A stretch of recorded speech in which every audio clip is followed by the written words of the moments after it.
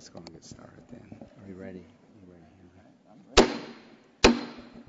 I'd like to call this hearing to order. Today we have another hearing on the American Energy Initiative. This committee's had a series of hearings regarding the energy needs of the United States. Today also we specifically will be looking at H.R. 2054, the Energy and Revenue Enrichment Act, which I've introduced on the House side, and Senator McConnell and Senator Paul have introduced on the Senate side. H.R. 2054 is a simple bill. It initiates a 2-year pilot program to re-enrich the uranium tails. It allows for the sale of the re-enriched uranium and deposits the money made into the Uranium Decontamination and Decommissioning Fund to be used for environmental cleanup. Do we have this? I would also like to point out to those of you who may not be familiar that what we're talking about here, there's about 60,000 14-ton canisters located in 2 geographical areas of the country. There's about 40,000 of these canisters in Paducah, Kentucky, of depleted uranium waste, and about 20,000 of these canisters in Piketon, Ohio.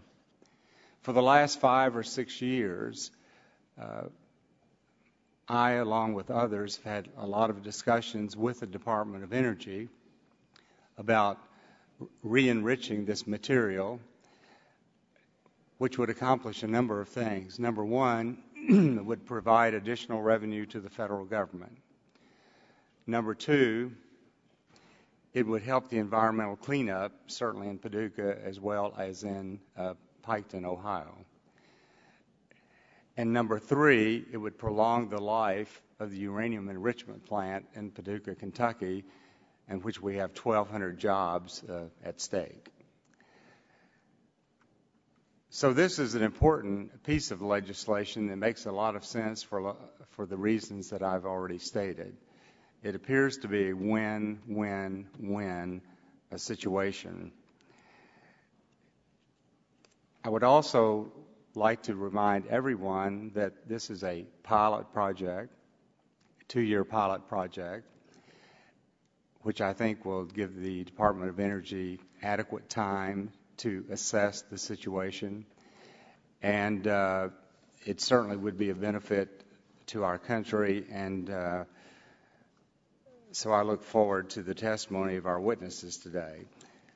I would also, at this time, ask unanimous consent to introduce into the record a letter from the International President of the United Steelworkers, a letter from the Governor of Kentucky, a letter from the Mayor of Paducah, a letter from the County Judge of McCracken County, and a letter of support from United States Senator Rand Paul.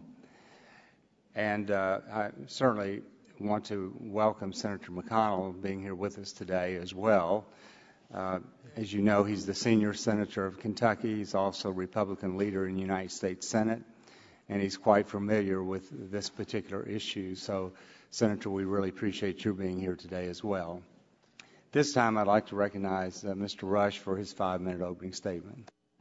I want to thank you, Mr. Chairman, and I want to thank our distinguished guests, including our distinguished colleague from the other side, Senator McConnell, the Senate Minority Leader, as well as all the other guests for being here today. The Minority Leader's presence here today speaks to the importance of today's hearing on Chairman Whitfield's legislation to the good people of the great state of Kentucky. Chairman Whitfield and I have had conversations about the Energy and Revenue Enrichment Act, better known as the Kentucky Enrichment Act. And I hope and expect that we will be able to move this bill through this committee in a collegial and a bipartisan manner. And Mr. Chairman, I also hope and expect that this can be a turning point towards a more collaborative and bipartisan approach for advancing other initiatives and other pieces of legislation in this committee that holds importance to both the majority and the minority sides. With that being said, the Energy and Revenue Enrichment Act will launch a pilot program to re-enrich uranium tails that are currently stockpiled in yards in Paducah, Kentucky, and Portsmouth, Ohio. These two plants hold up to 40,000 and 20,000 such tails, respectively.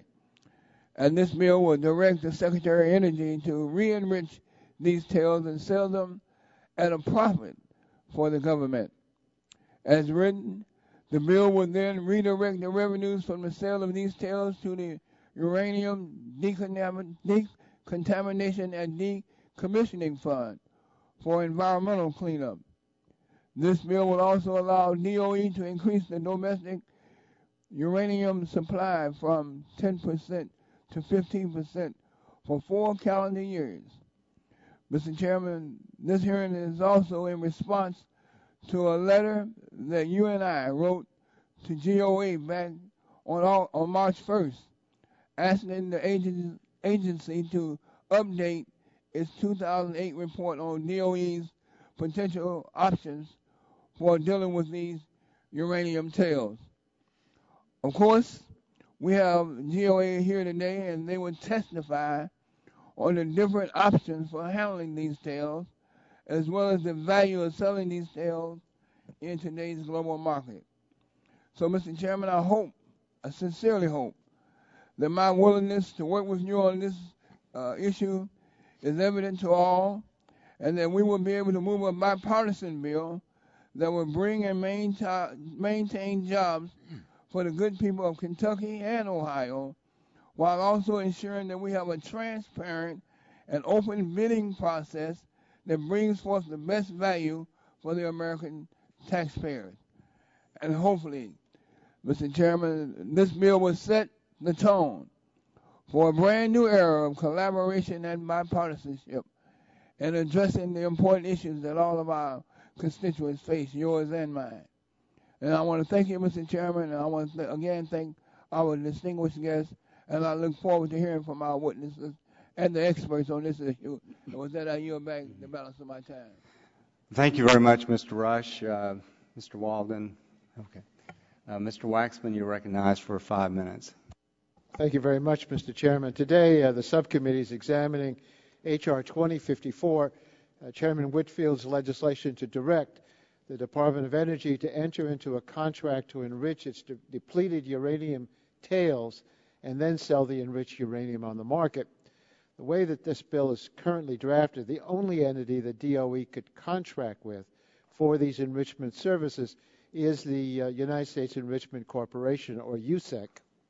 When USEC was privatized in the 90s, proponents said there would be many benefits from privatizing uranium enrichment. Wall Street underwriters, insiders, and lawyers made millions of dollars on the transaction, but USEC failed to live up to many of these promises. Within a few years of being privatized, USEC abandoned important national initiatives, announced layoffs of more than 800 workers, closed its Portsmouth facility in Ohio, sold off large amounts of uranium, whipsawing the domestic uranium industry. With USEC's planned closure of its Paducah, Kentucky facility in 2012 fast approaching, we're being asked to direct DOE to enter into a sole source contract with USEC to process what has become a valuable asset, DOE's uranium tails. DOE already has the authority under law to do this. So the question is, should DOE be forced by Congress to exercise this authority? I'm concerned this legislation is not carefully drafted to yield the best deal for the American taxpayer. First, it's not clear how many hundreds of millions, maybe even billions of dollars this contract would cost the American taxpayer. We should ask USEC about its capacity to execute this contract, but the company refused to testify, and the majority has not insisted that USEC send a witness today. Second, by ordering DOE to enter into a sole source contract, it is almost guaranteed that the government won't be able to negotiate the best deal for its uranium tails. The way this legislation is drafted, as long as the government receives 1 penny more in revenue than it costs to re-enrich the uranium, the contract could be deemed economically viable, and the Secretary of Energy would have no discretion not to accept it. Third, DOE has a number of options for managing its tails, as well as its excess enriched uranium.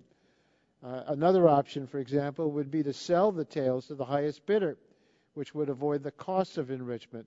This legislation charges forward with a highly prescriptive plan without giving DOE the authority to implement the best strategies for maximizing taxpayer value. The legislation purports to raise money for the Uranium Enrichment Decontamination and Decommissioning Fund, also known as the D&D Fund.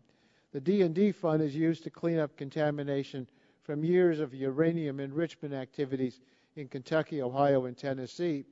Adequately funding these cleanup efforts is important, but because of the flaws in the bill, it is not at all clear that the fund will receive any significant funding under this legislation. Moreover, responsibility for contributions needs to be apportioned fairly, with both the government and the utilities that purchase uranium paying their fair share. There's an estimated shortfall of more than $11 billion between the projected cleanup costs and authorized funding for the D&D fund. Congress should reinstate the requirement that industry contribute to the D&D fund. Finally, even though the uranium tails have become a valuable resource in recent years, re-enriching them with old technology may not be the best approach. Experts agree that the gaseous diffusion process, which was developed in World War II, is extremely inefficient and has high production costs. Gas centrifuge technology, which is currently being deployed in the U.S., uses about 5% of the electricity that is consumed by the gaseous diffusion technology used in Paducah. Using this more efficient technology for enriching the tails may generate more resources for the D&D fund than using the old technology. I hope we'll be able to examine some of these issues today. I understand the chairman intends to mark up his legislation the day after tomorrow. That gives us a short period of time to refine this legislation. I hope the chairman will work with us to make this legislation a good deal for taxpayers. And I thank the witnesses for appearing today, and I look forward to their testimony. Thank you very much, Mr. Waxman. And before I introduce Senator McConnell, I would like for everyone to look at this. These are some of the canisters. Each one of them weighs 14 tons at Paducah, Kentucky. And the earliest ones have been there for 60 years. And this has been an issue for 60 years on the best way and how do we clean up this material. So with that, at this time, it's my pleasure to introduce our first witness.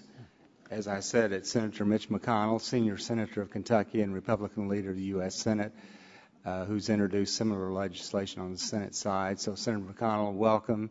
We appreciate your taking time to be with us this afternoon, and you're recognized for your opening statement. Thank you very much, Mr. Chairman, Congressman Rush, members of the subcommittee. Appreciate the opportunity to be here to talk about an issue that Congressman Whitfield and I have been dealing with for a long time. In fact, throughout my time in the Senate, this facility and its related issues have dominated a big part of my career, and I know Congressman Whitfield's as well. Where we are is we know this facility is going to be closed down. It's been located, as Congressman Whitfield said, along the Ohio River for nearly 60 years. It's enriched uranium for use in America's defense and commercial nuclear reactors. Today, Paducah is home to the only domestic facility enriching uranium, making it a critical component of our nation's energy security. The story of uranium enrichment in Paducah begins in 1950, when the site was selected for the construction of a new gaseous diffusion plant. For many years, uranium was enriched to support our national security and then to support our energy needs. However, after decades of work, it was revealed that many of these employees were exposed to deadly toxins. The Department of Energy failed to put certain protections in place for these workers, and it was up to Congress to set them right. I wish I could say the Department of Energy has been quick to recognize its shortcomings over the years and then move swiftly to correct them. And the sad fact is they have not, regardless of which party controlled the department. As a result, Chairman Whitfield and I have frequently been forced to step in and challenge the bureaucracy to live up to the law. In the late 1990s, we learned about the dangers Paducah's workforce had been exposed to, and we adopted a law to make it sure that the workers were compensated for their injuries.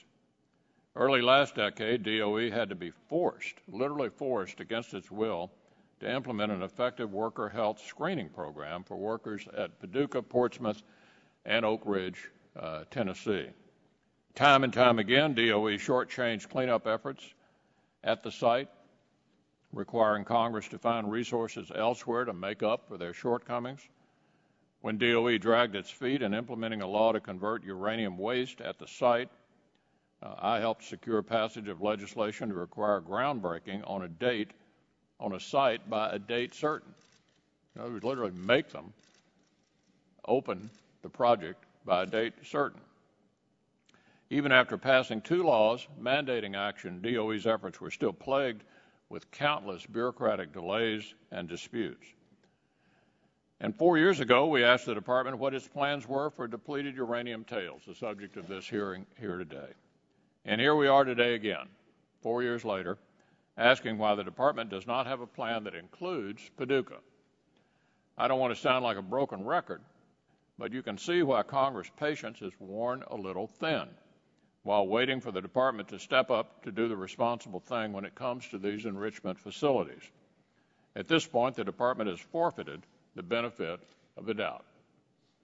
The Department of Energy is in possession of 40,000 cylinders. The chairman just showed us a picture of it in Paducah, and 20,000 cylinders in Portsmouth, containing roughly 700,000 metric tons of depleted uranium hexafluoride from former enrichment operations.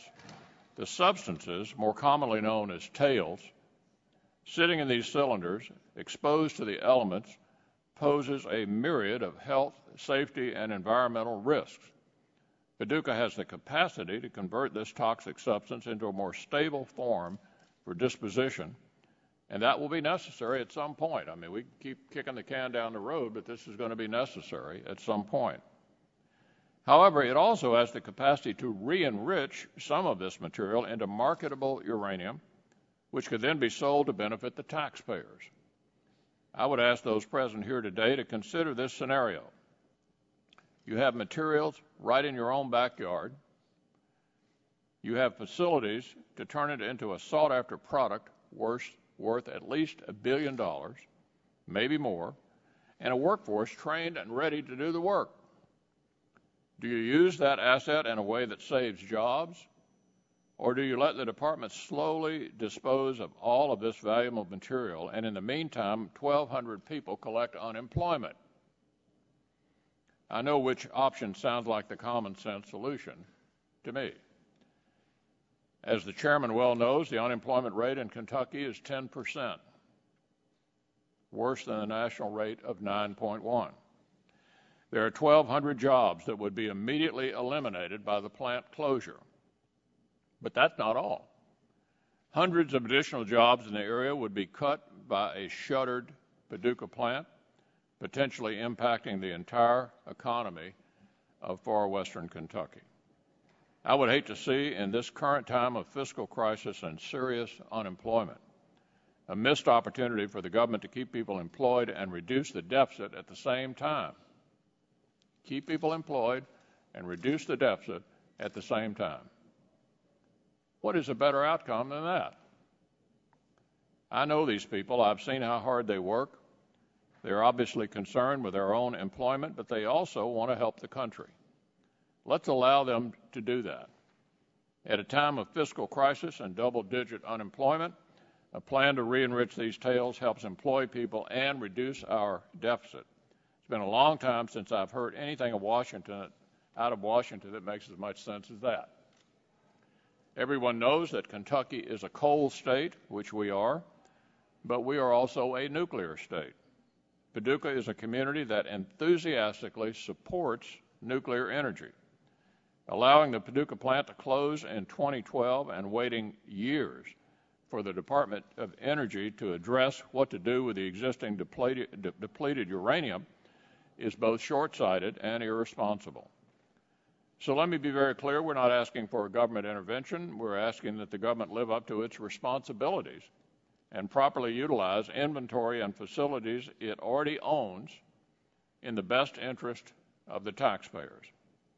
So I come here today not just as the Republican leader of the Senate, but as a concerned American.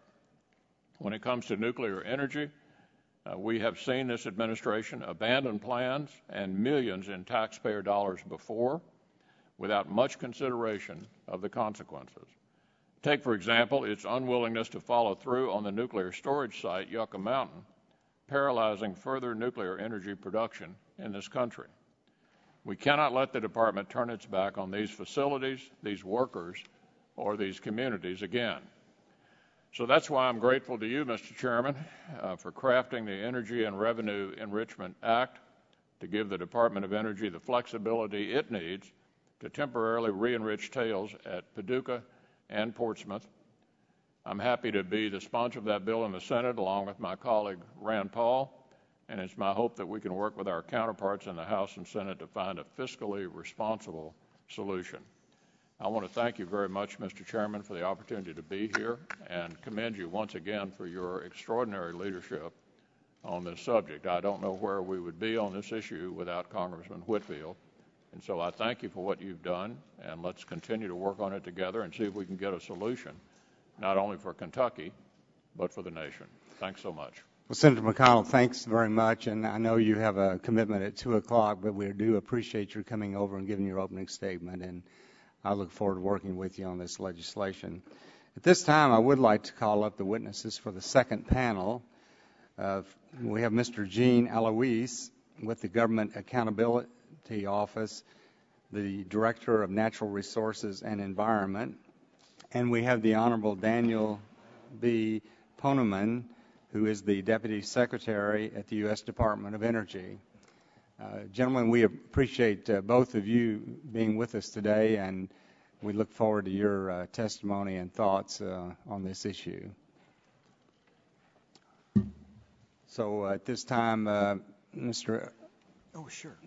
After you get your water, Mr. Eloise, we'll start with you, and you'll have 5 minutes for your opening statement. And be sure to turn your microphone on. Okay. Mr. Chairman, Ranking Member, members of the subcommittee, I am pleased to be here today to discuss DOE's options for its supply of depleted uranium, also known as tails. As you know, since the 1940s, the government has been processing natural uranium into enriched uranium, which increases the concentration of the isotope uranium-235, making the material useful in nuclear weapons or power reactors.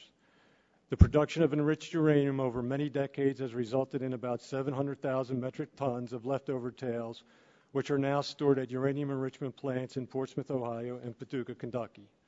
Although the tails have historically been considered a waste product, increases in uranium prices may give DOE options to use some of the tails in ways that could provide revenue to the government. DOE's potential options include selling the tails as is, re-enriching them, or storing them indefinitely. While in our view, DOE's legal authority to sell the tails as is doubtful, DOE has the authority to carry out the re-enrichment and storage options. According to DOE's Comprehensive Uranium Management Plan, DOE stated that it would consider selling the tails or re-enriching them. However, to date, DOE has not done so and apparently has no current plans to sell or re-enrich this material. At current uranium prices, we estimate DOE's tails to have a net value of $4.2 billion.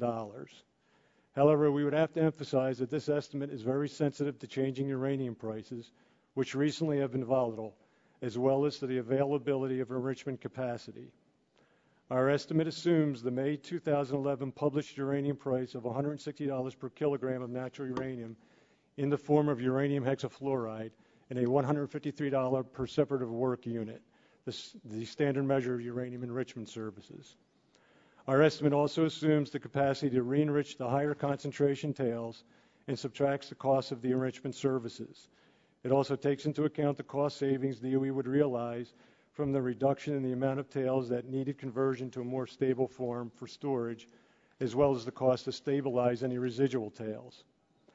Based on 2010 total U.S. demand for uranium, the total amount of natural uranium produced as a result of enriching the tails would be enough to supply all of the U.S. demand for about 3.5 years. Importantly, a sharp rise or fall in prices could greatly affect the value of the tails. For example, our March 2008 report estimated that the tails had a net value of $7.6 billion. Prices for uranium have since fallen, resulting in the now lower estimate of the value of the tails. Furthermore, there is no consensus among industry whether uranium prices will fall or rise in the future, or on the magnitude of any future price changes. Also, the introduction of additional uranium onto the market by the sale of large quantities of DOE's depleted, natural, or enriched uranium could lead to lower prices. To help minimize the negative effects of DOE sales on domestic uranium producers, DOE has limited its sales to no more than 10% of the domestic demand for uranium annually. However, this limit lengthens the time necessary to market DOE's uranium, increasing the time DOE is exposed to swings in the price of uranium. Also, the enrichment capacity for re-enriching tails may be limited, and the cost of enrichment services are uncertain. Uncertainty about the future of uranium prices and the cost of availability of enrichment services makes it difficult to place a precise value on DOE's tails. As a result, it is possible that DOE could receive significantly more or less than the $4.2 billion we estimate the tails are currently worth. In conclusion, Mr. Chairman, as was the case when we reported in March 2008, the U.S. government has an opportunity to gain some benefit from the material that once was considered a liability. However, it's unclear to us whether DOE can act quickly enough to changing market conditions to achieve the greatest possible value from its uranium inventories. Mr. Chairman, that concludes my statement, and I'd be happy to respond to any questions you or members of the subcommittee may have. Well, thank you very much, Mr. Aloise. And at this time, I'd like to recognize Mr. Poneman from the Department of Energy. You're recognized 5 minutes. Thank you, Mr. Chairman. Thank you, Ranking Member Rush, distinguished members of the committee. I appreciate this opportunity to appear before you to comment on the Energy and Revenue Enrichment Act of 2011 and to provide information on the management and disposition of the Department of Energy's depleted uranium. The department holds a significant inventory of uranium in various forms, including highly enriched uranium, low enriched uranium, natural uranium, and depleted uranium hexafluoride, all of which must be actively managed. The majority of this inventory is depleted uranium the department plans to process and dispose of as waste. The uranium equivalent contained in the remaining inventory corresponds to almost 3 years of supply requirements for U.S. nuclear power plants. This uranium has both monetary value and can help achieve vital departmental missions in maintaining our domestic nuclear fuel infrastructure. Much of the inventory requires further processing before it would be suitable for commercial use. The department's depleted uranium hexafluoride came from the government's prior uranium enrichment activities. This material would require additional processing. The portion of this material with higher assay levels that is potentially marketable in its current form is subject to the market price of uranium. This uranium could constitute at least 10% of DOE's total inventory of depleted uranium hexafluoride. The department has broad authority under the Atomic Energy Act to sell, transfer, dispose of, or utilize its inventories of uranium. The department must act consistently with other relevant statutory provisions, including Section 3112 of the USEC Privatization Act. Section 3112 imposes limitations on certain transactions, including the sale and transfer of uranium to certain domestic users. Under this section, the Secretary of Energy must determine that a proposed sale or transfer of uranium, and I quote, will not have an adverse material impact on the domestic uranium mining, conversion, or enrichment industry, close quote. The department believes that introducing departmental inventories to the domestic market in amounts of no more than 10% of the average annual domestic demand would not have an adverse material impact on domestic uranium industries. The 10% guideline is, in fact, one of industry's own recommendations regarding DOE's uranium management. However, we anticipate that in a given year, the department may introduce less than that amount into the domestic market, and in some years more, for certain special purposes. Regardless of whether a transfer is above or below 10%, covered transactions must comply with Section 3112. Within the department, the Offices of Nuclear Energy, Environmental Management, and the National Nuclear Security Administration are collectively responsible for uranium inventories. These offices coordinate transactions that are planned or under current or future consideration for disposition of DOE's uranium. They also developed the department's excess uranium inventory management plan, which provides a strategy for the sale or other disposition of this uranium. The department is committed that its management of excess uranium inventories, 1, complies with all legal requirements, 2, maintains sufficient uranium inventories at all times, and 3, supports a strong domestic nuclear industry. DOE has established priorities for the transfer of uranium through 2013. This March, Secretary Chu announced DOE's determination and market impact analysis authorizing uranium transfers to fund accelerated cleanup activities at the Portsmouth site in Piketon, Ohio. The determination found that the proposed transfers will not have an adverse impact on the domestic uranium industries. The total proposed transfers through 2013 are approximately 2,000 metric tons of uranium per year, or about 10% of U.S. reactor demand. We understand that H.R. 2054 seeks to enrich the department's high-assay depleted uranium hexafluoride to a usable form of uranium, funding the enrichment through the sale of the enriched material, assuming title to and responsibility for disposition of depleted uranium, or a transfer of a portion of the enriched material in exchange for enrichment services. The amount of funding needed to enrich depleted uranium tails is significant and not currently within the overall priorities for the department as supported by the President's budget. As acknowledged in the legislation, transfers of uranium for enrichment might lead to a volume in excess of our annual guideline of no more than 10% of uranium requirements at domestic commercial reactors. We also believe certain provisions of the bill, while well-intentioned, may complicate the department's ability to meet its own missions. One of our objectives is to maintain sufficient uranium inventories at all times to meet the department's current and foreseeable needs. Specifically, by funding enrichment services through the transfer of the enriched uranium, the bill might impair our ability to meet mission priorities such as national defense programs requiring domestic origin uranium. Also, several sections of the bill appear to grant the department authorities it already has. The appearance of grants of authorities in H.R. 2054 could lead to confusion over the department's existing authorities. In conclusion, in considering the management and disposition of the department's uranium inventory, including enriching high-assay depleted uranium tails, a variety of factors need careful assessment. Thank you for the opportunity to testify, and I look forward to answering any questions that you have. Mr. Parliament, thank you very much for your testimony and for taking time to be here. You know, when I listened to Mr. Waxman's opening statement, he almost convinced me to oppose this legislation. But when you look into the depth of this legislation and the real accomplishment of this legislation, it's very clear that this is an answer to a significant problem. Number one, it's not going to cost the government any money to implement this legislation. Number two, it's going to create revenue for the government. Number three, it's going to save 1,200 jobs.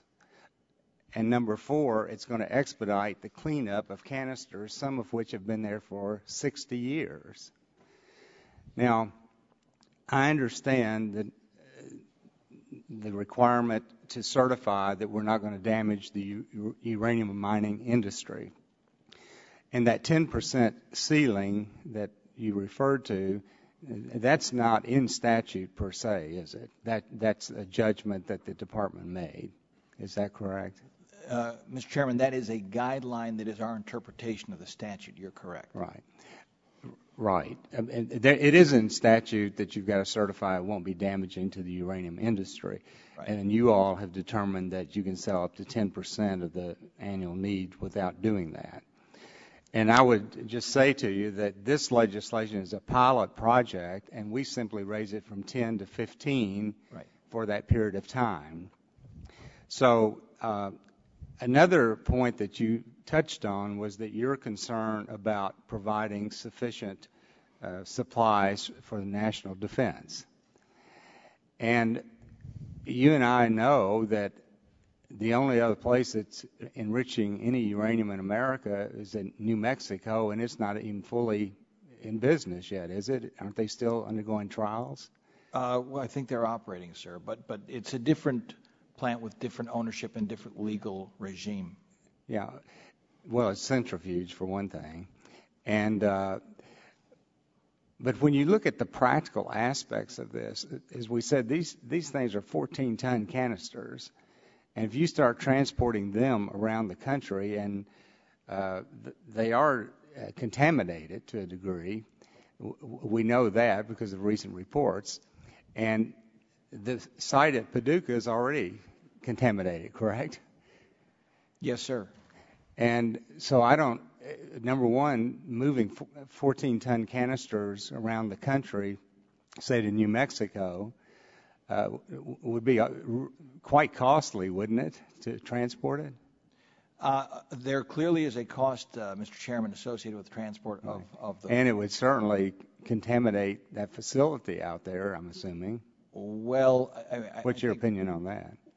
We'd have to see. In other words, if you were to, Mr. Chairman, take the contaminated gas out of the canisters and inject it into some cascade, presumably something would have to be done with the contaminants to either take it out or indeed, I suppose it could taint or otherwise deposit on the centrifuge rotors. Yeah. Yeah, well, you know, the bottom line is this. Yeah, we could take those additional steps. It would certainly cost a lot of additional money. And I would think that the Department of Energy would welcome this legislation, to be truthful about it, because it helps solve your problem. It helps solve our problem. It provides revenue. And then you and I know that there's a shortage of funds for the decontamination and decommissioning fund. In fact, it's my understanding there's about $4 billion in the fund right now, and that in order to clean it up completely, it's my understanding it'd be like $29 billion. Is that correct? The full sum total, I couldn't tell you with specificity, but we are short. But it's more money than we have. It is much more than we have. It's true, sir. And at least this legislation would provide additional funding for that fund. Yeah. And we know it can be done safely at Paducah. There's no question about that. The training is there, the equipment is there, and there's no problem with it. So I understand the Department of Energy's concerns, but I hope that as we move forward with this, that we could keep our dialogue open, because it seems to me that we're trying to accomplish the goals that we have set for ourselves and DOE has set for itself. Yeah. Well, thank you, Mr. Chairman. If I may comment, there is much in what you say with which we wholeheartedly agree. And I always find on tough issues it's always good to start from first principles. And one of the first things you said, Mr. Chairman, was we have invested in this tremendous asset all throughout the Cold War. And indeed, Senator McConnell said the same thing, and he sat before you. It is in our interest, it is our right and our obligation to optimize the value of that resource in which we have invested as a nation. And so I think the only question is the prudent way in which to do that. And I want to acknowledge the ranking member Holt's knowledge. I think this is something we can do in a bipartisan manner. Frankly, I know of few issues more than the nuclear issue in which we can so join. So really, Mr. Chairman, I think it comes down to how do we prudently do this given all the factors that we have lying before us. We have this material, 60,000 of these cylinders, 40,000 in Paducah, 20,000 at Piketon, Ohio. And then the question presented is, now that uranium prices have reached a level that they didn't used to attain, at which one can contemplate doing this, how do we do this in a manner that optimizes the value of that material to the American taxpayer? So we've got to take into account, A, the market, and as Mr. Alloys noted, the market is a volatile thing going up and down. B, we do have to be sensitive not only because the statute requires us under the you said Privatization Act, but because it would not optimize the value to the American people if we were to dump all this material at the same time, because it would crash the market and then you wouldn't get the value that you're looking for. So we have to be measured in how we put this into the market. Yeah, and that's why we put a 15% limit on it. That's why we have to be measured in how we put it. And we also have to take into account the cost associated. See, up until now, we've been putting natural uranium, which has a market, out into the market. And that has a value, and people just purchase it. This, in order to gain the value, you have to get the assay back up to the natural uranium level of 0.7%. So there's going to be a cost associated with that. How much the taxpayer gets is going to depend on netting out the revenue received from the cost to generate the valuable product. So I think, Mr. Chairman, in short, the sentiments, clearly the objectives you articulate, the national defense, environmental protection, promoting jobs, promoting indeed the restart of the American industry, these are ones that we strongly agree with, and we would be very open to working with you in a dialogue to figure out a way to optimize these interests. Thank you very much. And Mr. Rush, you're recognized for 5 minutes. Thank you, Mr. Chairman. Mr. Parliament, in your opinion, DOE's opinion, how many companies have the capacity and the capability to re-enrich these tails as this legislation calls for? Well, Ranking Member, there are currently 2 operating facilities. We have, of course, the Paducah gaseous diffusion plant, and there is the facility in New Mexico that the chairman referred to. There is a 3rd facility in Idaho that is behind, that is in the process of, it's gotten a loan guarantee, and they're going to be building that one as well. But those would be the facilities in the United States that would have the capability to enrich uranium. I think I agree with you. This is a kind of issue that there should be strong bipartisanship on. We can agree on most of the nuclear matters. I want to see this nuclear and this uranium, these tails, I want to see them disposed of, and I want to see the American people gain something from the sale of these if they're to be sold. But my concern is that right now there is no significant bipartisanship that exists here, and it seems like we are rushing to get this done, and we're trying to direct DOE, force DOE to do something that may not be in the interest of the American taxpayers in the long run. And you mentioned the fact that there should be there will be some costs in terms of taking these tails and bringing them up to the level of the cost of natural uranium. Is that correct? Yes, sir. And do you think that if, in fact, there is one of the companies that deal with this, if they were successful in terms of getting an agreement with with DOE, then they should share some of the costs for bringing these tails up to where they're marketable? Well, Mr. Ranking Member, I would say since the material has a value, the American way, if I may say, to make sure the taxpayer gets the best value for that investment is to have it out to bid.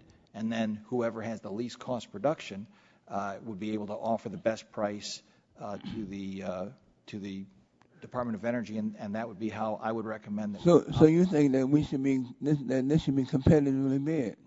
I would say if it were competitively bid, you'd have a better chance of getting the maximum taxpayer value from it. All right. And the absence of competitive bidding process would have what kind of results as far as you're concerned? Well, if this bill were to go forward and become law without a provision there for competitive bidding, what would be the results for the DOE and the American taxpayer? Let me just say, sir, that there are a number of factors one may wish to take into account. I think the chairman was referring to the fact that the only unencumbered indigenous facility we have is Paducah. And so there are certain, if you will, non-economic factors that come into play. But if you're looking at a straight economic analysis, the optimal value to the U.S. taxpayer, I think, would come from a competitive bid. I yield back, Mr. Chairman. I might just say that in this legislation, we say enter into a contract that the Secretary finds economically viable. So it's not like we're directing you to enter into a contract. It's got to be economically viable. And I would just say that the concern we have is this contamination is a serious issue, and the transportation cost is serious as far as being competitive. But at this time, I recognize the gentleman from Oregon, Mr. Walden, for 5 minutes. Thank you very much, Mr. Chairman. I'm just curious about these canisters. If I can use your chart here, because I can see them up close here. It looks like they're rusting. Is that something we ought to be concerned about, Mr. Poneman? I do believe, without my eyesight is not that good, sir, but I do believe that the condition of the canisters is something that we absolutely need to be very mindful of, and that they need to be continually surveilled and monitored to make sure that there is no risk. And so I guess as I look at that, I think in my own region of Hanford, which the Department of Energy has had jurisdiction over, and I heard echoes of that as I listened to Senator McConnell talk about what DOE has done over decades. There, including we've got obviously Hanford right next to the Columbia River. Yeah. Really bad stuff buried in tanks that leak, and I know DOE is involved in the cleanup activities there. It'll probably go on for your lifetime and mine and beyond that, and hopefully successfully and sooner rather than later. I'm just curious, though. We've also got the Chem D-Mill facility just across the river in my district for all the chemical weapons storage, and we're going through that on a regular time basis. Is one of the issues here that you don't have, or you have unclear authority to move forward on reprocessing this? I'm trying to understand the GAO report and finding. There is, if I understand it correctly, Congressman, a difference of view. The United States Department of Energy believes that under the Atomic Energy Authority Act of 1954 as amended, we have adequate legal authority to use and dispose of that material. Mr. Alloys noted two actions he thought we had authority for. Our general counsel tells me we have authority to do all three, including the option that GAO has concerns about. So I do think we have the authority. But if I may, sir, because I think you raise a very important problem. I've spent a lot of time out at Hanford, and I've seen that beautiful Columbia River. And we are responsible for the 53 million gallons of tank waste out there. And we are trying our best so that it is finished in our lifetime, sir. But we take this, it's not only a legal responsibility, it's a moral responsibility. And I feel the same way about the material in Paducah. These people invested in creating the materials that defended us all throughout the Cold War. Right. So I think we owe it to them to be responsible in stewarding that asset. Well, and I do too. Obviously, there are people who have gone before both of us who didn't hold quite that same opinion or chose to look the other way. We got the downwinder issue. You've got the leaking tanks. You've gotten not always a straight story from the federal government when it's come to Hanford. And so I guess I look at this and see, how long does this sit here? What's its condition as we go forward? I tie the two because in the Chem D-Mill facility, we were concerned about degradation of those canisters. I realize they're not this. They were a chemical weapon, but the mustard gas and VX and the other things there, it seems like we got to get after this. Mr. Eloise, talk to me about your report in terms of the conflict here in authorities. Well, Congressman, there are basically three avenues DOE can go. They can sell the tails as is, they can re-enrich them and sell them, or they can store them. It's our view that they don't have the necessary authority to sell the tails as is. And we're basing that on our read of the USEC Privatization Act, which was the more recent of the... And if I can interrupt you for a second, this is where you and DOE disagree. You think you have the authority, you think they don't. Right. Okay. It would be a very simple fix for the Congress to... And this bill does that? No. But we recommended in the past that Congress consider adding the words depleted uranium or either to the amending the USEC Privatization Act or some other piece of legislation to give DOE that authority. But as Mr. Poneman said, DOE believes they have that authority. Okay. And what other conflicts do you see here that hold them up from doing this? It's just a policy call at this point. I would just add, Congressman, since I think it's directly opposite to your comment, precisely because we look at those vast fields of tanks, right. We have built in both Paducah and near Portsmouth what we call these Duff 6 conversion facilities. And up until recently, we thought we were going to disposition all of those canisters as waste. It is indeed one of the things that we have done to say now that we have some value that is inherent in those canisters, we shouldn't just disposition all of it. We should look to see if we can get some value for the taxpayer. Understood. So when you talk about disposition of waste, I assume that means storage prior to this reprocessing idea? What would you do? What I'm referring to is this uranium hexafluoride is a very corrosive gas, sir, and therefore we want to turn it into a much more stable oxide form. That is the process that would happen in these so-called Duff 6 conversion facilities. All right. My time's expired. Thank you, gentlemen, for your testimony, and thank you, Mr. Chairman. You raised, Mr. Walden did raise one issue I'd like to follow up on, and the GAO said that it costs just for the Paducah plant like $4 million a year just to maintain these canisters. Mr. Chairman, I must object right now to the proceedings. Oh, I didn't. Yeah, Mr. Waxman is here, and I just got so carried away. I know. I do that for my district also.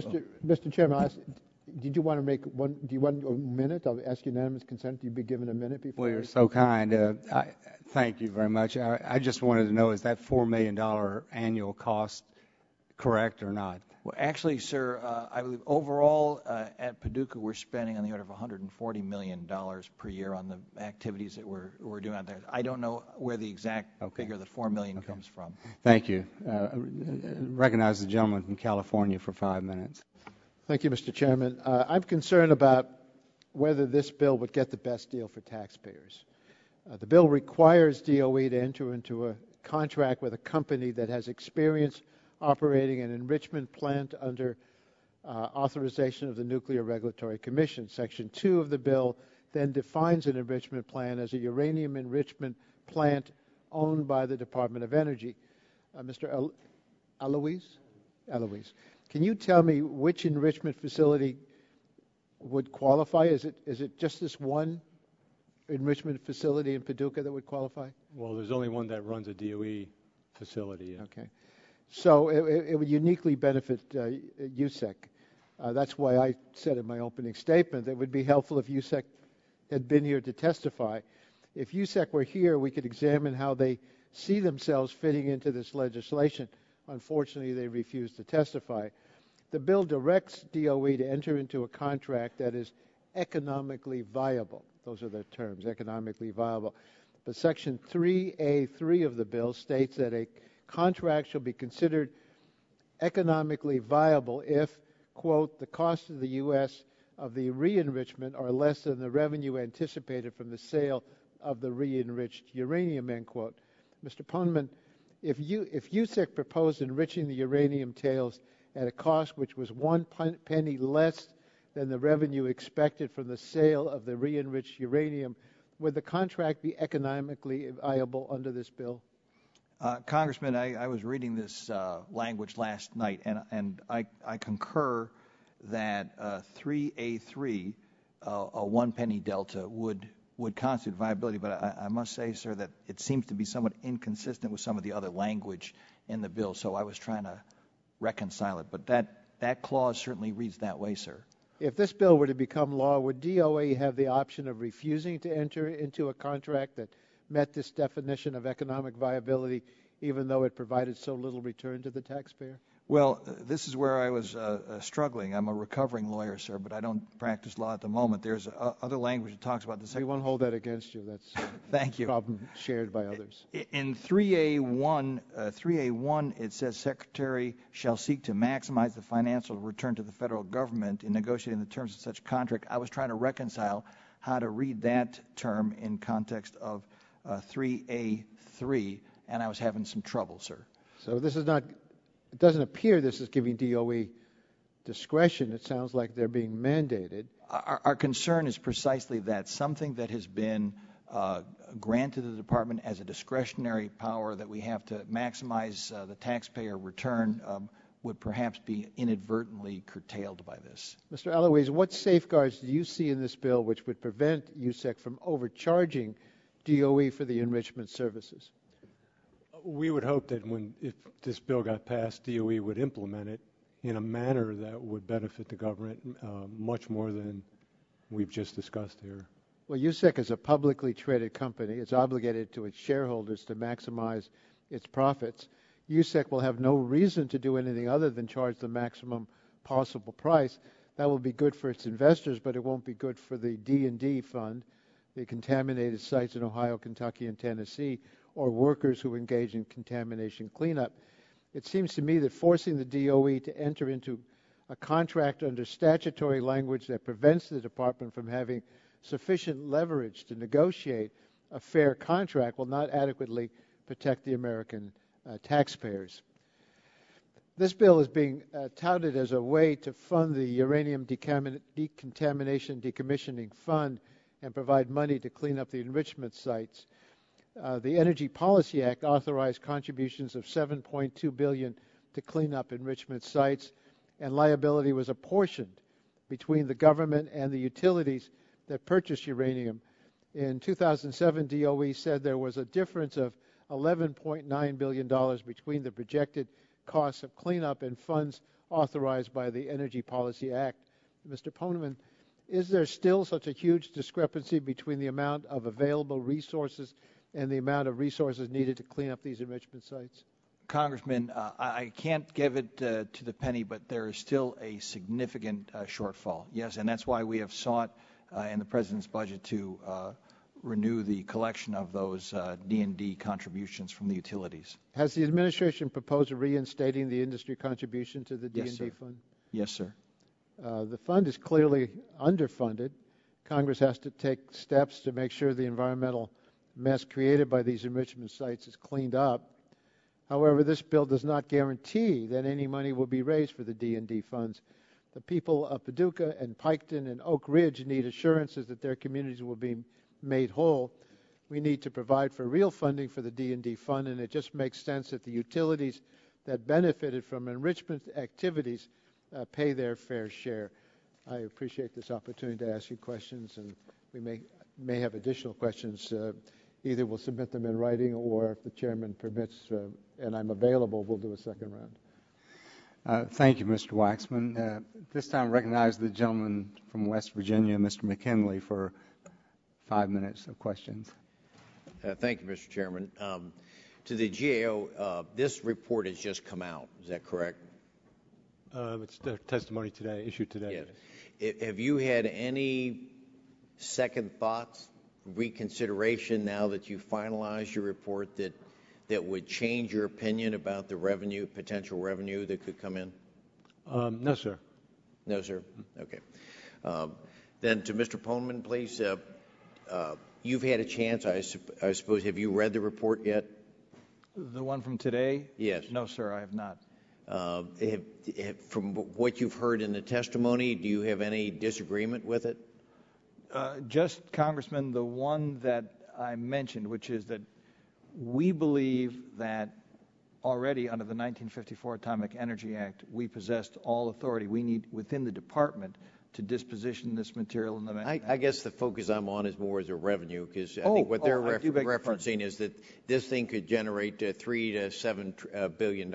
Actually, our assessments are different from that, and I got to caveat that, sir, because it's something that depends on a market that is constantly changing. But I think the numbers we had were on the order of like $830 million to. Could you provide us then with some of your own back so that we could compare the two, your analysis between that? If you could do that for us, please. I'm happy to. It would have to be caveated by the market uncertainties and also by the cost of production of the separative work that you need to get.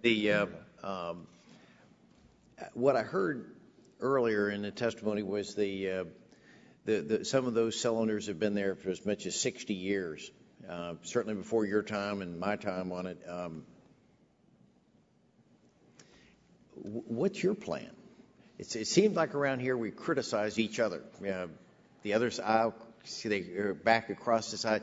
Anyone puts a plan out, everyone shoots it down. Yeah. So here's a plan that raises revenue for the federal government, $3 to Right. $4 to $7 billion.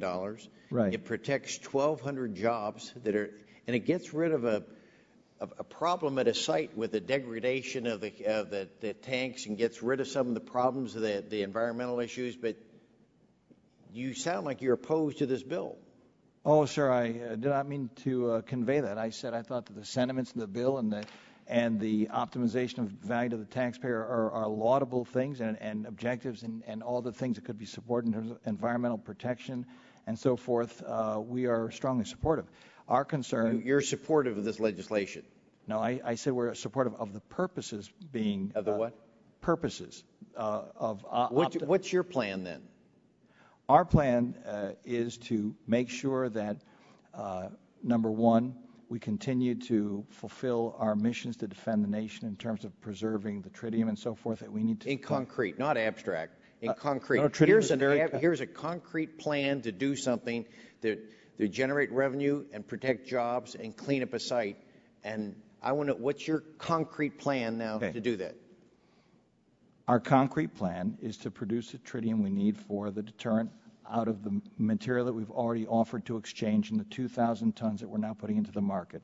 The balance of that material is going into the existing obligations to decommission and decontaminate. Could you speak in the mic just a little bit better for me? I'm having a hard time hearing. Sorry. First is the national security requirement. Second is the D&D obligations we have at Portsmouth. Then with respect to the cylinders there in Paducah, we have a plan both to disposition that which does not have market value in the Duff 6 conversion facility, and we're willing to work with the committee to find out a way to optimize the value to the taxpayer of the cylinders that have market value. How many, if we follow that plan, it seems pretty general still, how many of those cylinders would be gone from Paducah and Portsmouth? Oh, we need to look at the market, look at the cost of producing the separative work. In other words, a year from now, they could all still be there, or 2 years, they could all still be there, correct? This is something, Congressman, that... And we wouldn't have the jobs associated with it. I'm just sorry. It just sounds like we study things to death here instead of doing something. No. It seems to me more that we've made perfect the enemy of good. Congressman, we have statutory obligations we need to fulfill, and we need to make sure that we're doing the right thing by the taxpayer. Now, if it costs $150 million to produce separative work that will give you $151 million worth of benefit, you have not done really what you need to do. So that's why we're trying to work with the committee, with the other houses of Congress, with all the stakeholders to find out how to get the best value for the taxpayer. It's very practical. And we feel the fierce urgency of now. We're not trying to be anything other than very focused and concrete about this. Thank you. I look forward to getting the information from you.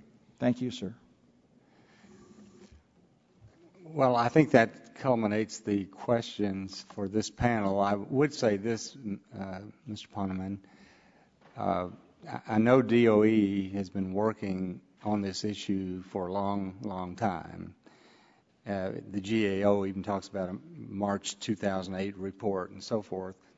And I do take you at your word that you all are interested in solving this issue, and we have an opportunity to solve it. So hopefully we could have some additional discussions about this, because I do think it's imperative that we, not only are we talking about disposing of this material and creating revenue for the government, we're also talking about saving 1,200 jobs. So with that, this panel is dismissed, and we'll call up the second panel. Thank you all very much. Mr. Chairman. The third panel. On the third panel, we have Mr. Jim Key, who is Vice President of the United Steelworkers Union Local 550, and we have Mr. Herman Potter, who is the President of the United Steelworkers Local 689. So, Mr. Key and Mr. Potter, thank you very much for joining us this afternoon. We appreciate your coming into Washington for the purpose of testifying. And at this time, Mr. Potter, I would recognize you for 5 minutes for the purpose of making an opening statement. And if you'd be sure to touch the button so that your microphone is on. No, the microphone, yeah. Thank you. Thank you. I'd like to thank the chairman and the committee members for the opportunity to come forward to testify on behalf of my constituency and also to support my colleagues from the Paducah, Kentucky site. Also would like to acknowledge our Ohio delegation, which has always proven to be very helpful with the issues that related to the Piketon site in southern Ohio, and specifically those issues that we deal with the enrichment site. And we encourage them to support this legislation and respond to this positively.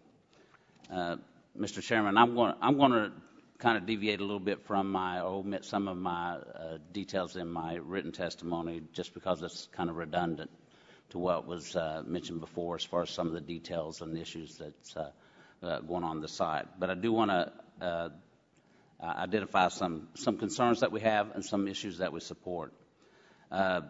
My name is Herman Potter. I'm the president of the United Steelworkers Local 689 at the Department of Energy Uranium Enrichment Site in Piketon, Ohio. I represent approximately 850 members that are involved in the environmental remediation, surveillance maintenance, infrastructure, and also the depleted uranium conversion activities at the site. Also, we our local actually intends to eventually be the workforce at the American Centrifuge project at the site. Since our members were at the original, they actually operated the original uranium enrichment site that was closed down in the early 1980s. With multiple contractors and the multiple jobs at the site, we actually have people working there that actually extend out in the whole region, including northeastern Kentucky and also West Virginia. And even though I work at the Ohio site, I'm actually a resident of Kentucky itself. We know that the members of Congress have debated the possibility of enacting this legislation to direct the re-enrichment of tails materials, since the uranium market had determined there is value when at one time it did not exist. The value of the material due to the market change has provided us an opportunity for this re-enrichment to take place, eventually returning that monetary value back to the Department of Energy and allowing them to easily meet, or more easily meet, their obligations to the workforce and the communities where these DOE sites exist. We believe that legislation is now warranted. The DOE has demonstrated inactivity as an agency in the implementation of this re-enrichment program due to the fear from foreign-influenced uranium producers associations and other organizations. We respectfully request that you fully endorse the House Bill 2054, authored and introduced by Congressman Ed Whitfield, for successful passage of the House and concurrent support by you and your colleagues in the U.S. Senate. We are concerned about some issues. One is the timing of the Russian 123 agreement with United States Enrichment Corporation. We're concerned about that this possibly would allow USEC to change their mission from being a uranium enricher to a uranium broker, which would negatively impact the intended operation of the gaseous centrifuge plant in Piketon, Ohio. The agreement would also eliminate any re-enrichment program, negatively impact the enrichment at the Paducah site, and eliminate the return of millions of dollars back to the DOE to fulfill their obligations. Currently, we think more than $100 million per year can be realized with the introduction and implementation of the Pilot Tails re-enrichment program. I would submit that the returns from this program be clearly identified and monitored to be used to fulfill the DOE's commitments and obligations. In so doing, things such as the complete funding of the retirement and benefits programs provided for those working at the Paducah and Piketon sites. Currently at the Piketon site itself, the DOE is deviating from the intent of Congress by eliminating their obligations through manipulation and abuse of the federal procurement process and reinterpretation of the law. The intent is clearly to fulfill a policy of reduced post-retirement health care and pension obligations. The legislation would provide the funding that would eliminate that financial justification. An additional concern needs to be addressed regarding the operation of the two DUF6 plants at Paducah and Piketon. The impact that this proposed legislation may have on the projected time of operation has been expressed.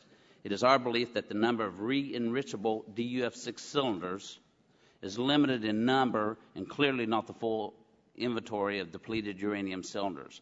Considering the percentage of depleted uranium-238 to the desired uranium-235, the negative impact would be minimal and have little effect on the lifespan of the DUF6 plants. However, strict guidance and oversight over the DOE to ensure that the re-enriched material be returned to the site of origination would ensure any anxiety created regarding the reduction of plant life expectancy at the DUF6 plants.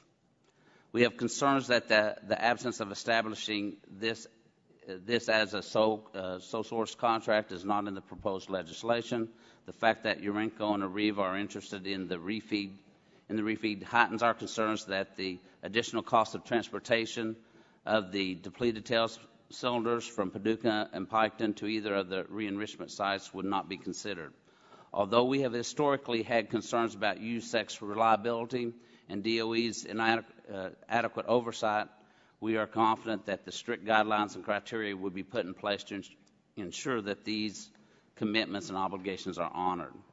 The Department of Energy has a unique opportunity to convert a stockpile of depleted uranium tails from its former enrichment plant operations into a commercially valuable product that can be sold to generate new revenue for the federal government. At the same time, this program would extend operations at the sole remaining U.S. gaseous diffusion plant, providing time for the U.S. enrichment industry to transition to the advanced gas centrifuge technology. The proposed program requires no additional appropriations, since it's completely self-funded. In fact, it would reduce the pressure to eliminate the commitments that this government expects the Department of Energy to follow. The sale of re-enriched material proposed in this legislation would generate approximately $500 million. The total net value of the tails has been calculated to be as much as $4 billion. And the Congressman mentioned earlier about concrete plan. Well, our site has a true grassroots concrete plan for this funding. We think that these revenues should be used to provide full and complete funding for the retirement and health benefits at the Paducah and Piketon site. We think it should support the continued decommissioning and decontamination activities at the site, which would include reducing the contaminated barrel area footprint in preparation for reindustrialization of the site.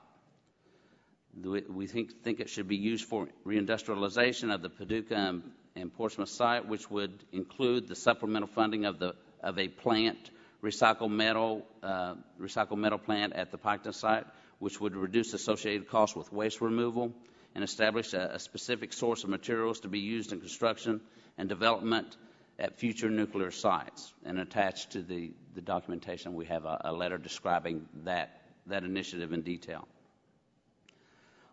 Mr. Potter, if you would conclude your remarks, because you're already over about 3.5 minutes. Oh, I'm sorry. Also, we think we should support training and education for a rapidly depleting nuclear workforce and support advanced energy park initiatives. In my conclusion, I just want to say that our constituency does not want this funding to be used for deficit reduction. We want to use these funds should fulfill the commitments made by the Department of Energy and the expected intent of our government to honor commitments and obligations to the aging workforce while concurrently creating an environment conducive to encourage site and workforce development. And I apologize for that. Oh, that's okay. Thank you. Mr. Key, you're recognized for 5 minutes for your opening statement. Thank you, sir. Before I begin, please allow me to take opportunities to thank you, the chairman, and ranking member Rush, and committee members for conducting this hearing today, and allow me to come and testify you on this unique opportunity to clean up waste, preserve jobs, and actually make money for the government. Mr. Chairman and distinguished committee members, I am Jim Key, the Vice President, United Steelworkers, Local 550, at the Paducah Gaseous Diffusion Plant in Paducah, Kentucky. There are approximately 850,000 active members of the United Steelworkers International Union, and we are North America's largest industrial union. I represent approximately 1,000 members who are involved in uranium enrichment, environmental remediation, infrastructure, and depleted uranium conversion activities at Paducah site, which houses our nation's last U.S. government-owned operating uranium facility.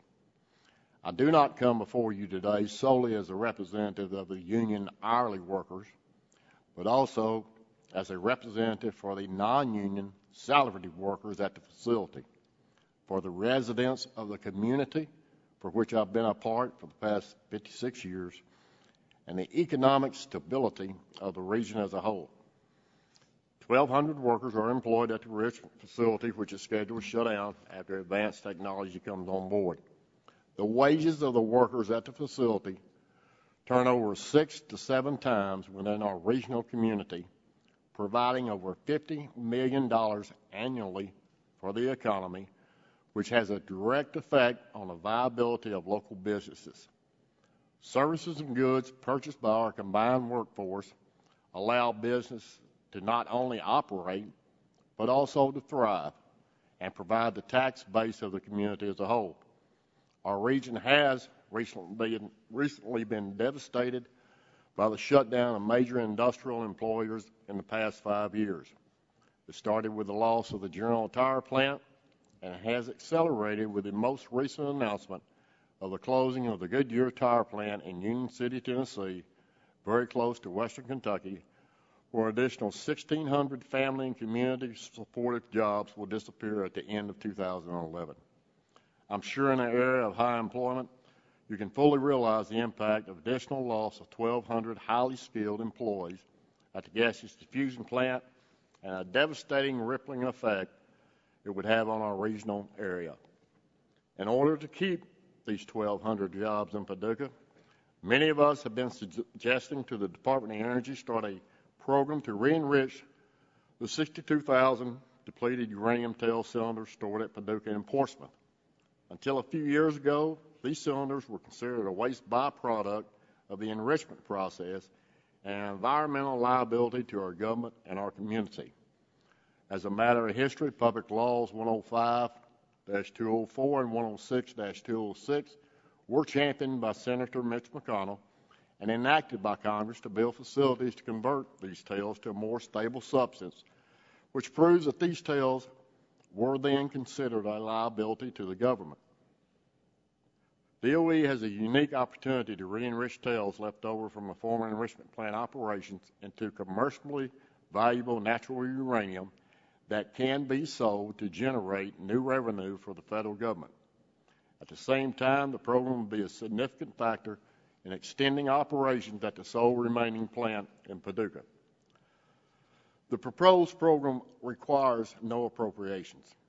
It is self-funded, and that a portion of the natural uranium feed generated will be sold to pay for the enrichment. This program is remarkable in that it actually raises revenue for the federal government through the sale of the enriched uranium. This program would utilize all the resources of the Paducah plant while it's still operational. Once the plant shuts down, re-enriching tails becomes significantly more expensive for the government because of transportation costs, and the benefit of the program is greatly reduced. This issue is critically important to the members of United Steelworkers Local 550, and that it provides the best opportunity to extend our production jobs at the Paducah plant at a time when manufacturing employment is at record lows and the regional economy is still sputtering to recover from the nationwide recession, as shown in the latest jobs report. There's also good reason to believe that the loss of the second largest industrial customer will lead the Tennessee Valley Authority to act on its plan to begin closing its electrical power plant near the plant where I work, causing further job losses of good jobs in a region that desperately needs them. After hearing about such a productive program, I'm sure you're asking yourself, why are we not implementing this program? To answer that, we actually think DOE could do this without legislation, but because of DOE inaction on this issue over the past several years, I believe legislation is now warranted. While DOE currently has a self-imposed policy which only allows it to introduce enriched uranium into the market at 10% of the domestic uranium demand, we believe that this quota is not conducive to allow domestic uranium enrichment processes and programs to reach their full potential and value. At current market value, a return between $230 and $500 million per year can be realized with the implementation of the pilot tails re-enrichment program we are discussing today. Finally, there comes the issue of right and wrong.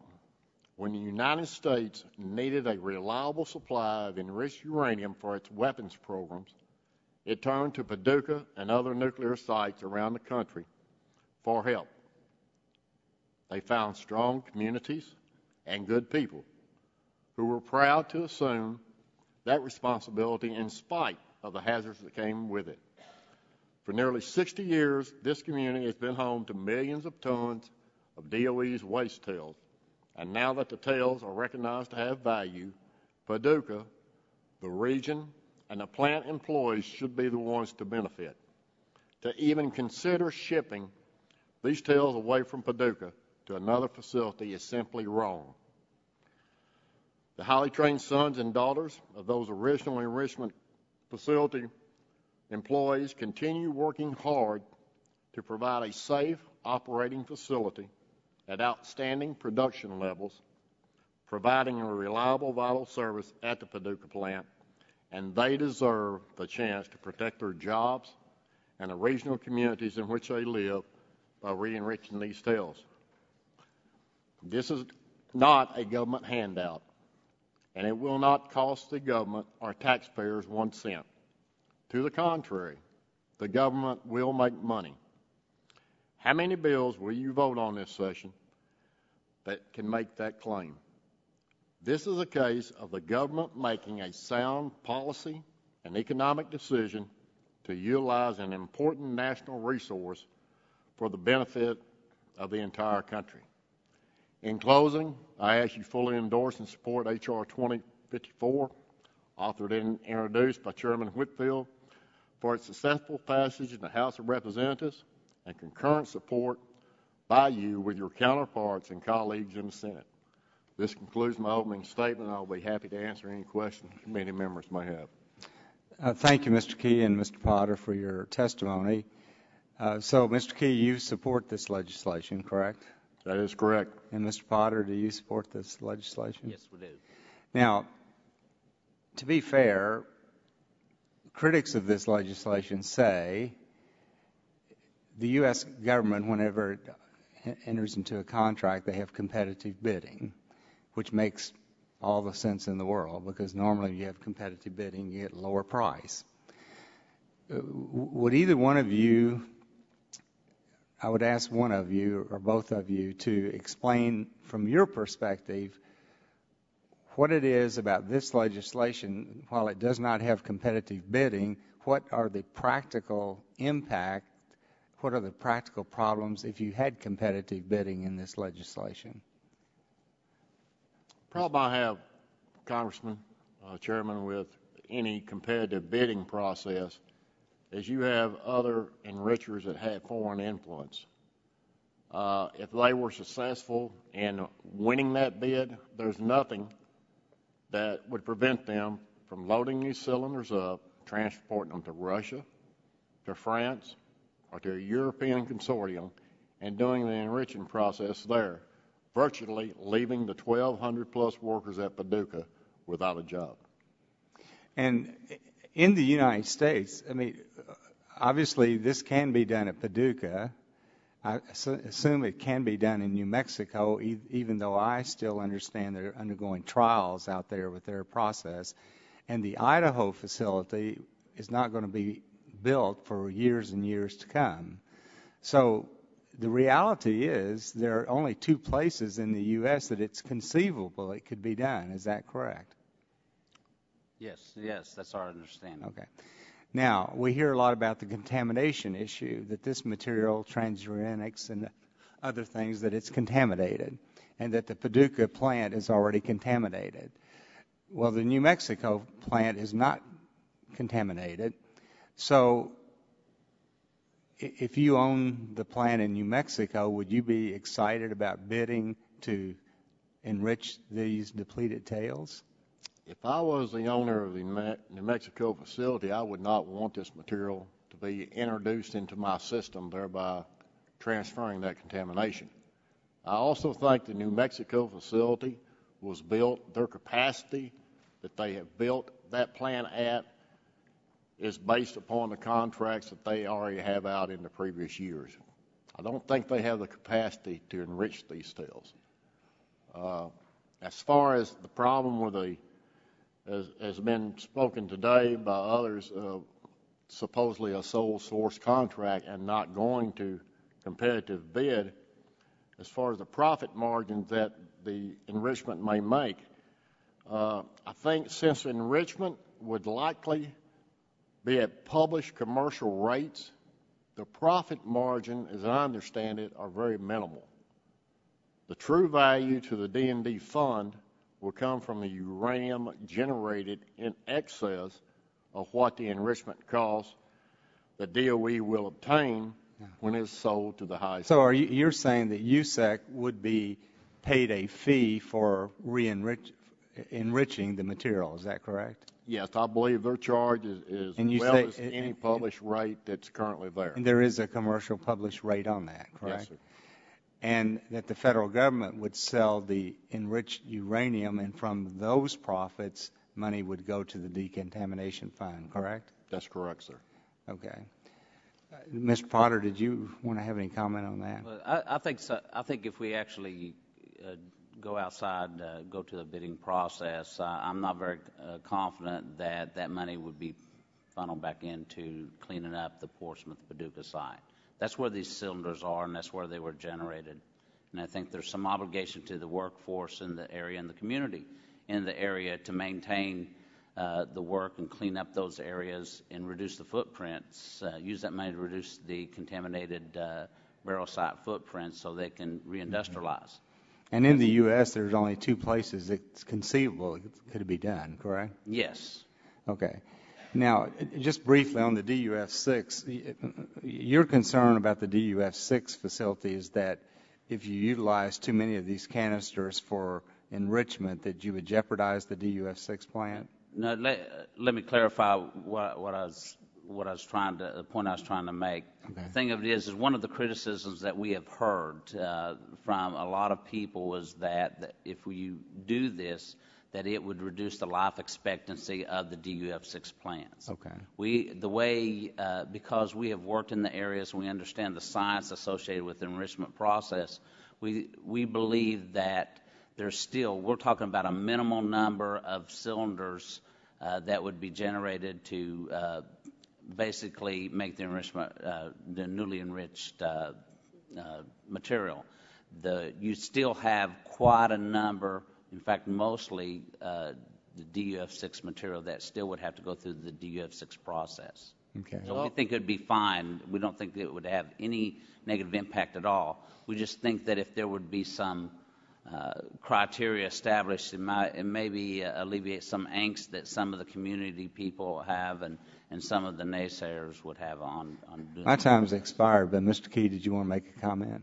No, put it in perspective, if you will, Mr. Chairman. For every 5 cylinders of depleted tails that you would feed into the re-enrichment pilot program, you would still have 3 cylinders of depleted tails coming out on the depleted end stream, which would then be taken into the DUF-6 facility also.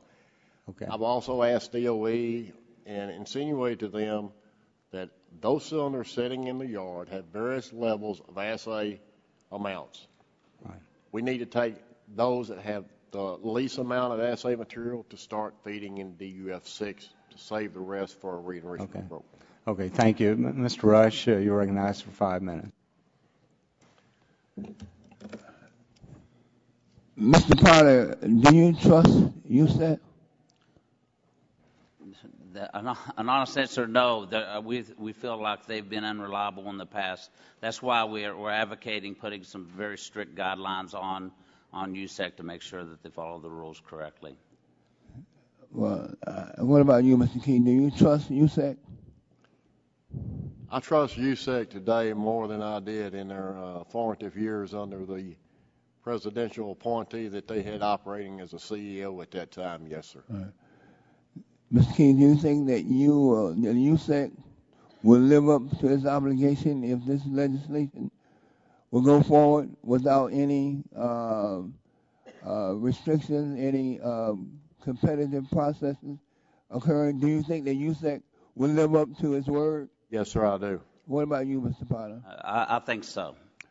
Okay, you indicated that you thought that USAC would change its mission, that it would, if this legislation was enacted.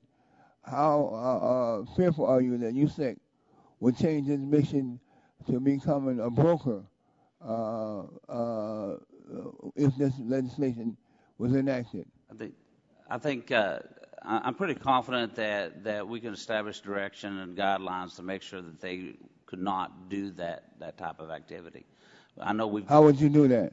How would you do that? I would hope that our Congress, somebody much smarter than I am, could actually establish those criteria. So you think that this legislation is not protective in a more profound and absolute way of the 1,200 workers, that the 1,200 workers, if we pass this legislation as written, that you will be left at the mercy of USAC without any way of bridging or amending or any way changing their relationship with the 1,200 workers and your union?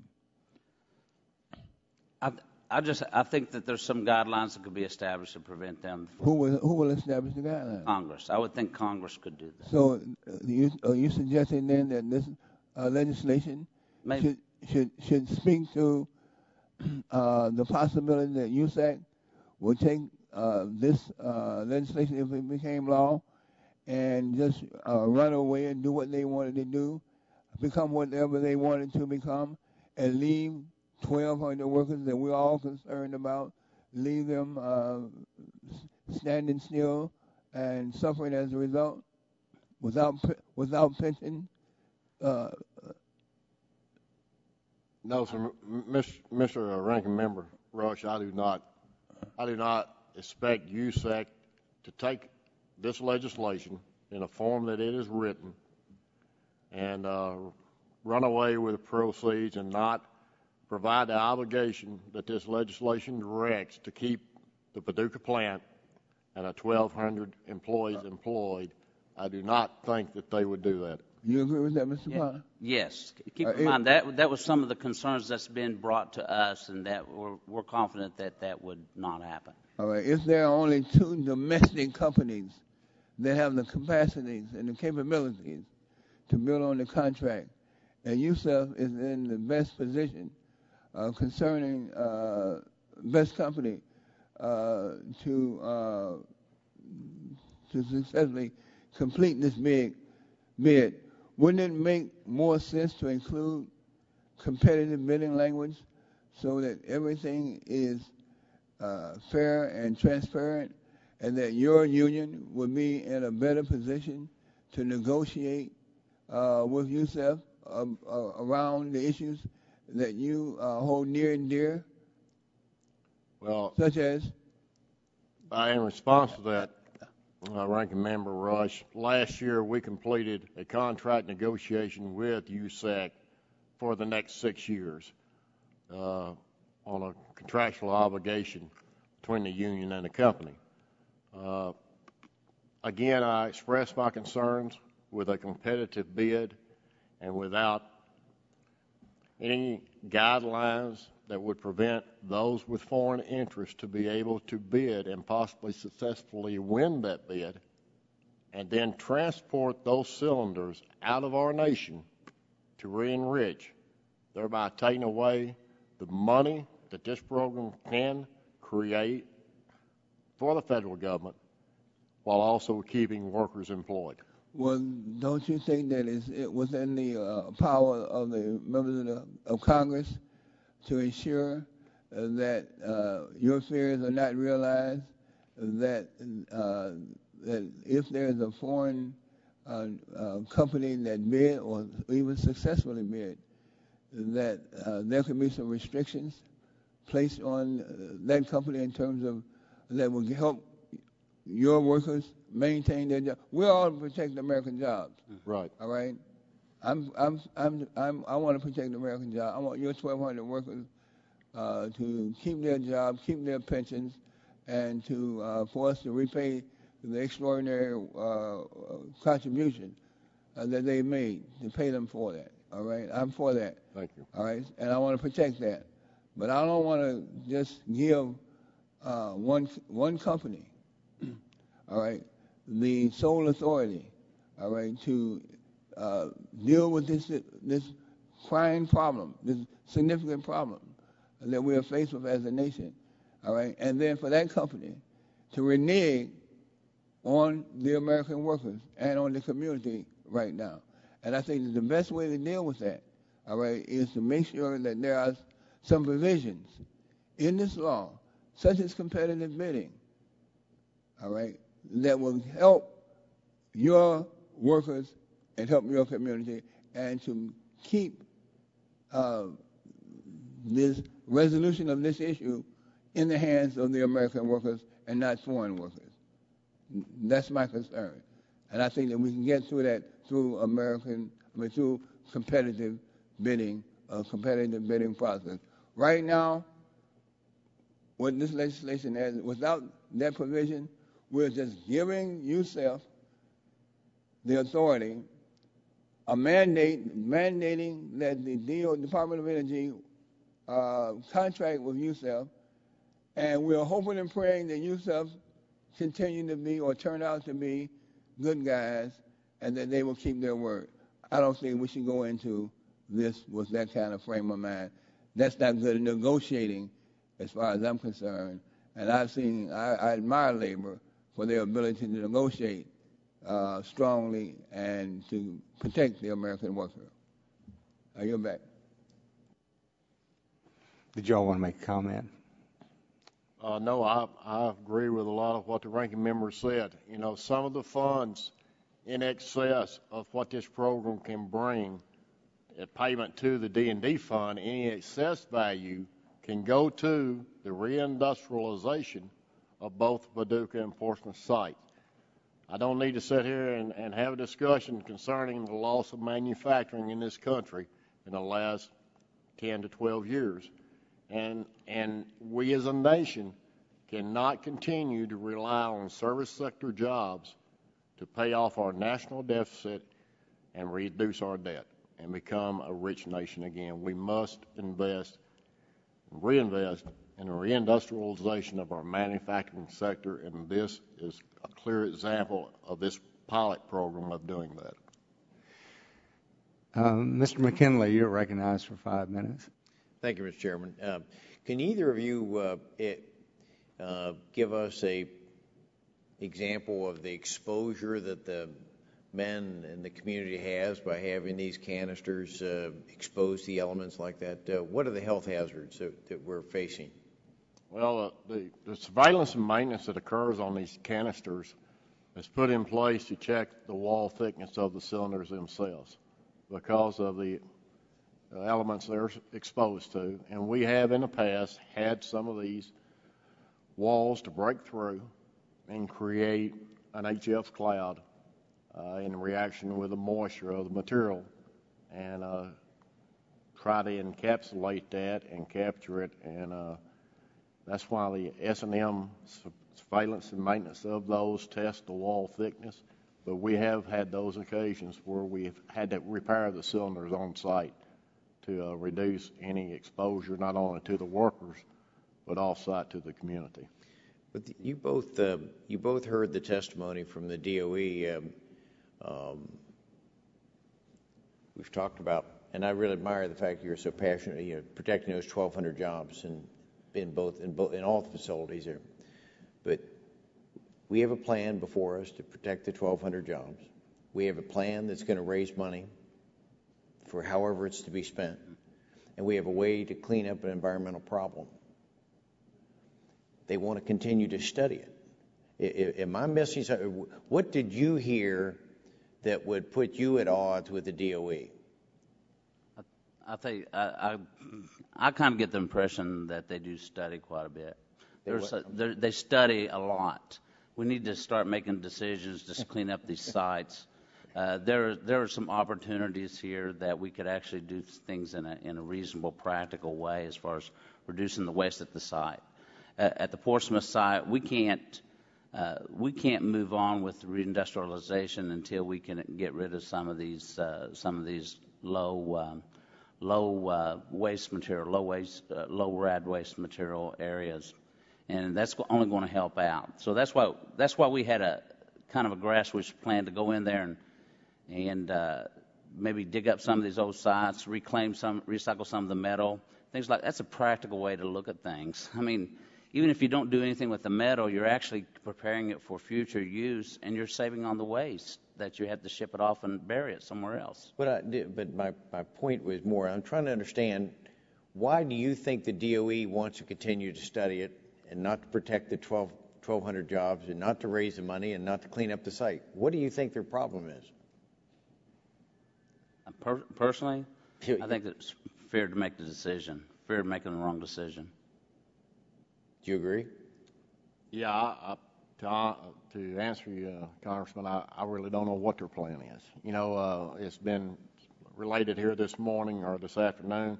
We had this same hearing in 2008, and they had a plan to go forward, and here we are in 2011, and nothing has been done. There's a couple of comments in the Deputy Secretary's testimony that I will agree with. That support the maintenance of a strong domestic nuclear industry while also supporting the skilled jobs for American workers. I will agree with his testimony on that. That's my intent and my desire out of the legislation that the chairman has introduced. Okay. Thank you. Yield back my time. Thank you, Mr. McKinley. Do you have anything else? Well, I want to thank Mr. Potter and Mr. Key for being with us today and for your testimony.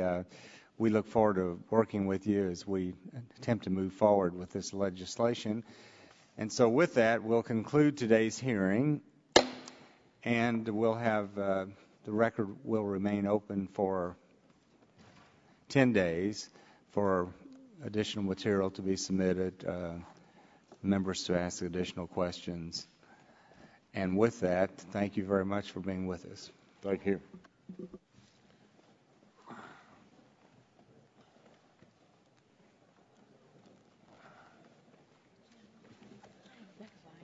Governor Bashir in Washington.